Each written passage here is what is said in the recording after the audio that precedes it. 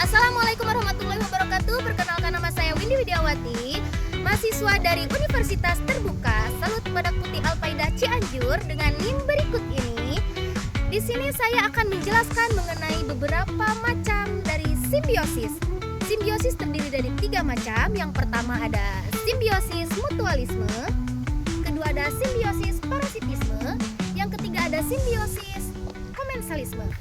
Simbiosis mutualisme adalah simbiosis di mana terjadi antara dua keterkaitan antara makhluk hidup yang saling menguntungkan, di mana makhluk hidup yang satu menguntungkan dengan makhluk hidup yang lainnya. Kemudian simbiosis parasitisme adalah simbiosis atau hubungan yang terjadi antara dua makhluk hidup, yang satu mengalami kerugian dan yang satu mendapatkan keuntungan. Kemudian yang ketiga ada simbiosis komensalisme, di mana simbiosis ini adalah hubungan yang terjadi antara dua makhluk hidup dengan yang satu memiliki keuntungan atau mendapatkan keuntungan dan yang satunya lagi tidak mendapatkan keuntungan ataupun kerugian apapun. Berikut adalah contoh-contoh dari ketiga simbiosis tersebut. Berikut ini adalah contoh dari simbiosis mutualisme, di mana kedua tumbuhan dan hewan ini mendapatkan keuntungan satu sama lain. Nah, di sini bisa kita lihat ada tumbuhan daun bawang dan juga terdapat cacing di sini. Bisa dilihat.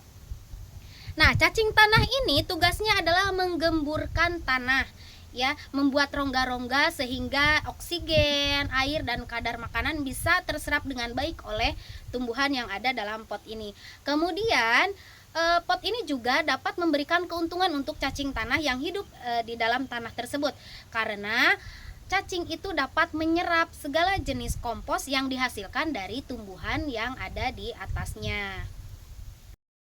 Baik, di sini dapat kita lihat ada 2 jenis tumbuhan. Yang pertama ada pohon kelapa, kemudian ada sisik naga. Nah, di sini hubungan yang terjadi adalah simbiosis komensalisme. Simbiosis ini merupakan suatu simbiosis di mana satu tumbuhan mendapatkan keuntungan, sedangkan yang satunya lagi tidak merasakan kerugian ataupun mendapatkan keuntungan. Nah, di sini yang kita lihat ada tumbuhan namanya sisik naga, menempel dan hidup di antara pohon-pohon kelapa ini.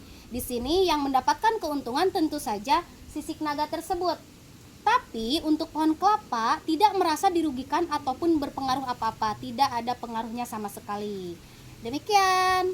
Berikut ini adalah salah satu contoh dari simbiosis parasitisme, di mana dapat kita lihat ada 2 makhluk hidup yang hidup dalam satu habitat, yaitu antara padi dengan keong. Nah, keong di sini merupakan salah satu parasit bagi padi, tumbuhan padi khususnya.